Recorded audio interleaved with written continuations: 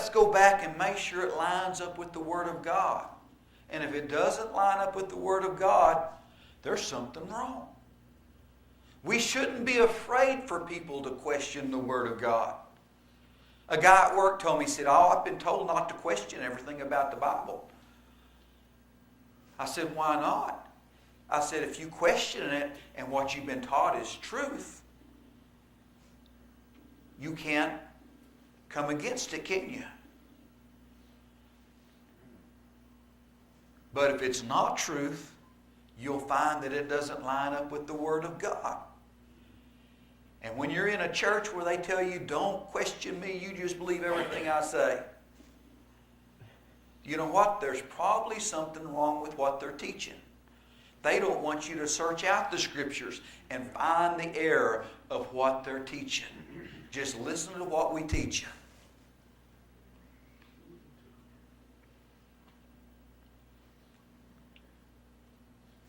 I was thinking I had some pictures for the kids in this one.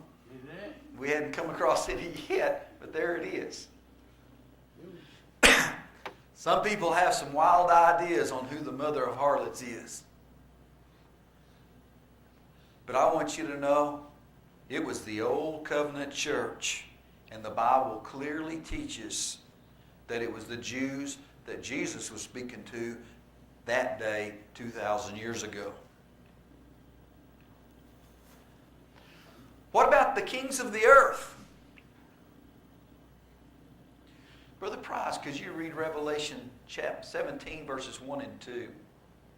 And there came one of the seven angels which had the seven vials, and talked with me, saying unto me, Come hither, I will show unto thee the judgment of the great whore that sitteth upon many waters, with whom the kings of the earth have committed fornication, and the inhabitants of the earth have been made drunk with the wine of her fornication. I've heard everything from that being the United States to Rome to you name it. As people try to use their wildest imagination to interpret the book of Revelation. But I want you to know that it's not left up to our imagination to find something that our imagination says will fit. But the Word of God will become real clear about, as we begin again on this, who was the whore that we talked about a while ago? Whom the kings of the earth have committed fornication. And John says that he's fixing to be shown judgment to the great whore. Now, for one thing, you don't find very many kings in the world that we live in today. We got the Queen of England. That's about as close to it, I think, as you come. Maybe in some really, really small, unknown, hardly known countries, there might be kings still. But in the book of Acts chapter 4, verses 26 and 27, the disciples recorded that the kings of the earth stood up and the rulers were gathered together.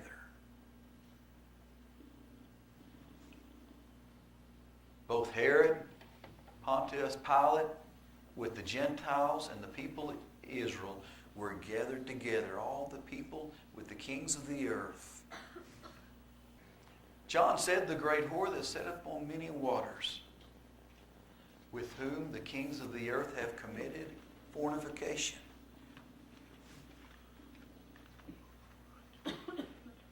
Women of Jerusalem, what did Jesus say? Brother Moon, could you read Luke 23, verses 28 through 30? But Jesus, turning unto them, said, Daughters of Jerusalem, weep not for me, but weep for yourselves and for your children. For behold, the days are coming in which they shall say, Blessed are the barren, and the womb that never bare, and the paps that never gave suck. Then shall they begin to say to the mountains, Fall on us, and to the hills, cover us. Jesus, as he was being taken off to be crucified, Many of the women, no doubt, were around Jesus, and my guess would be they were weeping, but they were probably the paid mourners. As I made mention before, when you would have a funeral back in the days of Jesus' time, they would go out and pay people to come in and help you mourn, believe it or not.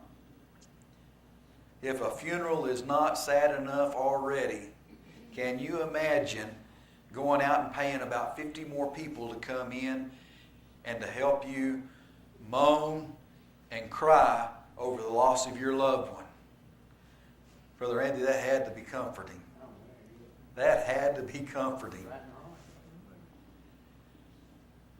I would expect that as Jesus went to his crucifixion, that there was a group that had been paid to mourn for the loss of the life of Jesus as he went to his death.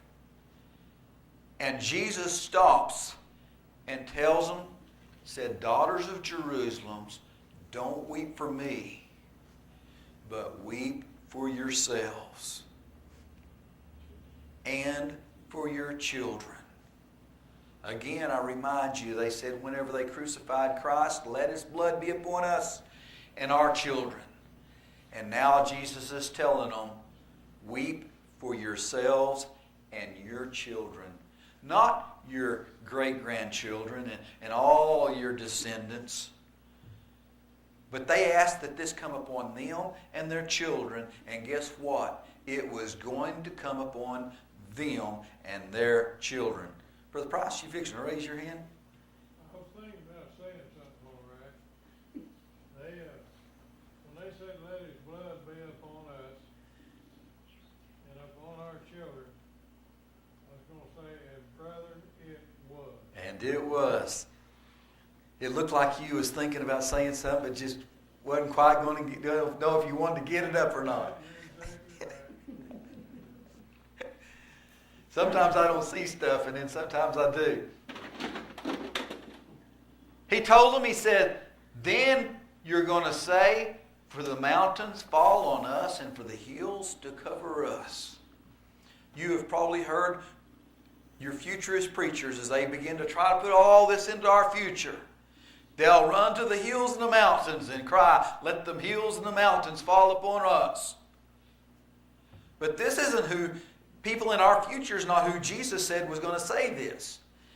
Jesus said in Luke 23 and 28, as he told them, told the people standing there, "Daughters, weep not for me, but for yourselves."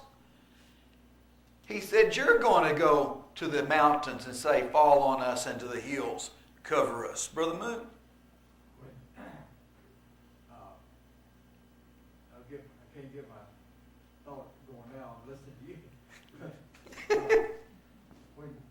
When Jesus was talking about the destruction of Jerusalem, he was opposite of what your prophecy preachers are. He said there will never be another day like this. Uh-huh. So don't look into the future for another day compared to the destruction of Jerusalem, because there will be none. There will be none. People today are looking, well, one of these days there's going to be a big battle of Armageddon. No, Jesus said there would never be another day like this was. And if you look to the future and you're fearful of the future, I want you to know that through Jesus Christ, you do not have to fear the future. There is no coming Antichrist. There is no coming all this nonsense you hear your prophecy teachers preach about. I can tell you that there is none of this. There's no mark of the beast. You're marked either of the beast by the life you live now and always have been for 2,000 years, or you're marked for Jesus Christ by the life that you live. By their fruit you shall know. Anything that is against Christ is Antichrist. It's not a person, but anything that is against Christ. And Jesus said that it was there in his day already. Brother Randy, was you think that was? They ain't coming. They've been here since. It's always been here. Christ said it's already here.